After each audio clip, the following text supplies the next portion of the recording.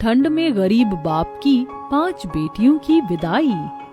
पूरी पूरी पूरी, गर्मा गर्म पूरी पूरी।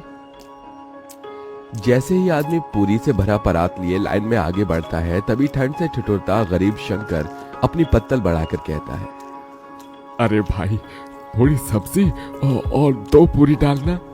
जैसे वो आदमी पूरी देने लगता है, तभी पगड़ी पहने अमीर लालचंद वहां आकर उसे रोकते हुए कहता है, अरे ओ बिरजू, कोई जरूरत नहीं है इसको और पूरी देने की। क्यों रे शंकर, शर्म लाज सब धोकर पी गया है क्या? हाँ, तू घर में 5-5 जवान बेटियों को बिठाए रखा है और यहाँ दूसरे की बेटी की बारात में फ्री फंड का भोज खा रहा है। अरे तेरी सबसे बड़ी बेटी सुधा की जोड़ी की लड़कियां ब्याह करके कब की ससुराल चली गई और बच्चों की माँ बन गई। तू कब ब्याहेगा अपनी बेटियां? अगर उनको ब्याहना तेरे बस में नहीं था तो 5-5 बेटियों को पैदा ही क्यों किया? मेरे माथे की पगड़ी देख रहा है, बड़े भाग से यह मौका मिलता है एक बाप को बेटी के ब्याह में पगड़ी पहनने का, समझा? लालचंद जानबूझकर पूरे समाज के बीच एक ओर तो अपनी अमीरी का बखान, तो वहीं दूसरी तरफ शंकर की गरीबी की हंसी उड़ा रहा था, जिससे शंकर सबके बीच बहुत शर्मसार होता है और अपनी आंखें झुकाए वहां से घर लौट आता है, जहां एक टूटे फूटे माटी के घर में उसकी बूढ़ी पत्नी जानकी और 5 बेटी सुधा, गहना, कविता, चंदा, राधा उस ठंड में भी एक दिए और जूते के लेस बना रही थी। माँ, मेरा हाथ। तू ठीक तो है राधा? दिखा मुझे अपना हाथ। हे भगवान, तेरा तो हाथ जल गया। कहा था तुझे कि लेस का माल तू ना बना, तुझे दिए पर संभाल कर हाथ चलाना था। पहले ही अपने घर के दुख भरी परिस्थितियों को बाहर से ही देखकर शंकर अपनी आंखों से आंसू पोंछकर मुस्कुराते हुए अंदर आता है। अरे क्या कर रही हैं बाबा की 5 बेटियां? अरे बाबा, आप आ गए।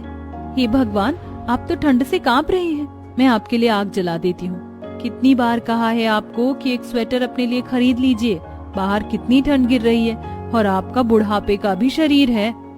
तभी दुखमन से शंकर ने कहा, चिंता मत कर मेरी लाडो, तुम 5 को ब्याहने से पहले नहीं मरूंगा। जब तक तुम 5 की विदाई नहीं हो जाती, मेरे प्राणों को भी कहाँ मुक्ति मिलेगी। एक बार तुम 5 की विदाई कर दूं, फिर चाहे मेरी मिट्टी उठ जाए। ये सुनकर गरीब शंकर की 5 बेटियों की आंखों आंसुओं से भर जाती है। भगवान के लिए फिर कभी अपने मुंह से ऐसी बात मत निकालना बाबूजी। आपके सिवा माँ और हम 5 का इस दुनिया में है ही कौन? तभी जानकी खाना परोसती है और शंकर अपने हाथों से अपनी 5 बेटियों को खिलाता है। शंकर के पास धन दौलत नहीं थी, मगर वो दिलदार आदमी था।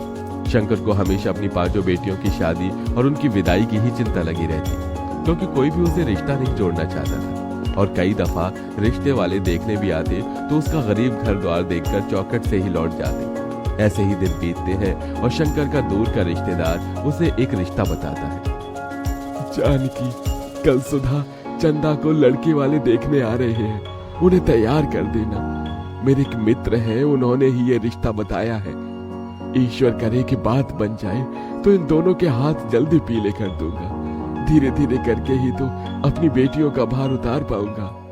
अगले दिन रमा देवी शंकर की बेटियों को देखने आती है। आइए आइए बहन जी, आपका ही इंतजार था, यहाँ बैठिए। अरे जानकी बिटिया, उसको ले आना।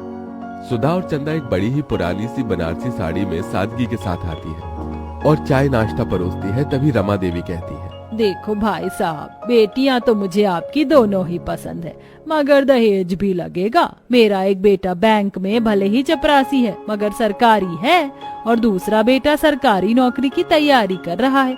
दोनों का ज्यादा नहीं तो 10 लाख दे दीजिए। दहेज की बड़ी रकम सुनकर गरीब शंकर चिंता में आ जाता है।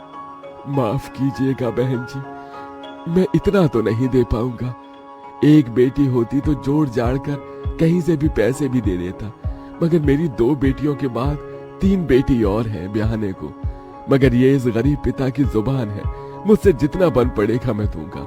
मैं दोनों के लिए 5 लाख तक दहेज दे दूंगा और फिर बारात का खर्चा भी तो देखना है। रमा रिश्ता पक्का कर देती है। उसके जाने के बाद चिंता से भरी जानकी ने कहा, अजी 5 लाख रुपए कहाँ से लाकर देंगे आप, कुछ सोचा है? अरे खेत बेच दूंगा जानकी, 4-5 लाख रुपए तो मिल जाएंगे। कम से कम मेरी 2 बेटियों की विदाई तो हो जाएगी। लेकिन बाबा, खेत बेच दोगे तो खेती कहाँ करोगे? मजदूरी कर लूंगा। वैसे भी गरीब लोग लेबर माटी में लगे हुए हैं। बस तुम पांचों अपने घर द्वार चली जाओ।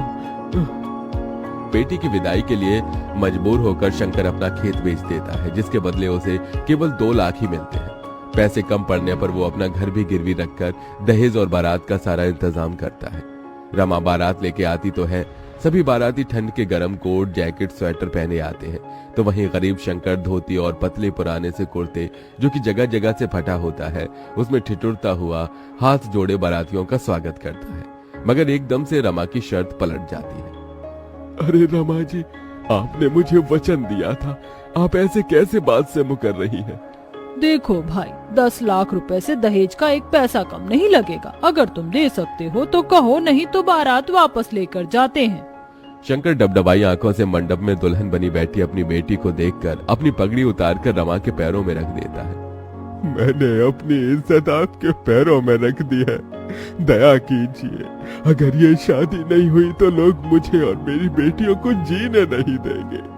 रमा पगड़ी को पैर मारकर चली जाती है, तो वहीं समाज भी शंकर पर थू थू करने लगता है। तो वहीं कुछ दिन बाद कर्जदार भी उसका घर तक छीन लेते हैं और अब शंकर अपनी पत्नी और 5 बेटियों के साथ ठंड में सड़कों पर भटकने लगता है और सब एक कचरेदान के पास आकर पाइपलाइन में रहने लगते हैं। अगले दिन शंकर ठंड में भी काम ढूंढने निकल पड़ता है। बाबूजी, आप कहाँ जा रहे हैं? काम ढूंढने जा रहा हूँ। मगर बाबा, बाहर इतनी ठंड गिर रही है। अगर ठंड देखूंगा तो जीवन भर भी इस गरीबी में तुम 5 की विदाई नहीं कर सकूंगा। पिताजी, अब हम 5 भी आपके साथ मेहनत करेंगे। जब इस भयंकर ठंड में बूढ़े होकर आप काम करेंगे तो हम जवान होकर क्यों नहीं? थोड़ी दूर जाने के बाद शंकर को सड़क बनाने में काम मिलता है, जहाँ मजदूरों की जरूरत होती है। अब शंकर और उसकी बेटी कड़कड़ाती ठंड में मेहनत करने लगती है। तभी एक दिन ठंड से सड़क पर बहुत कुहासा छाया होता है, जिससे एक महंगी गाड़ी आगे आकर खंबे से टकरा जाती है। 5 बहनें आकर गाड़ी में से एक औरत को निकालती हैं। दीदी, इन माँ जी के सर से तो खून बह रहा है, इन्हें पट्टी बांधनी होगी। चंदा, चल इन्हें घर ले चलते हैं। शंकर का परिवार अंजना की बहुत देखभाल करता है। वहीं बातों बातों में शंकर अपना दुख उससे बांटता है और फिर, भाई साहब, भगवान ने आपकी 5 बेटियों को मेरे बेटों के लिए ही बनाया है।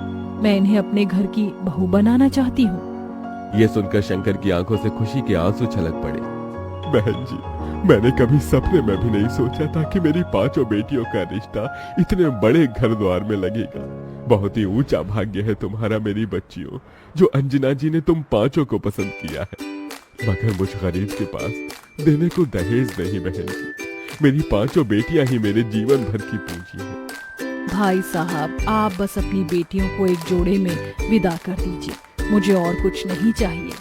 थोड़े ही दिन बाद शंकर अपनी बेटियों की विदाई की तैयारी में लग जाता है। वो कड़ाके की ठंड में कांपता ठिठुरता कचरेदान को साफ करके वहां मड़वा बनाता है और खाने पीने खुद बोध विसार कर खुद को मेहनत में झोंक देता है और 2 पैसे ज्यादा कमाने के लिए गीली रेत बालू उठाकर मिले पैसे से 5 की शादी का जोड़ा खरीद कर लाता है। शादी का दिन आ जाता है। बड़े धूमधाम से अंजना बारात लेकर आती है। आंखों में आंसू भरकर शंकर कहता है, देखो जानकी, हमारी 5 बेटियों की बारात आई है। आज उनकी विदाई है।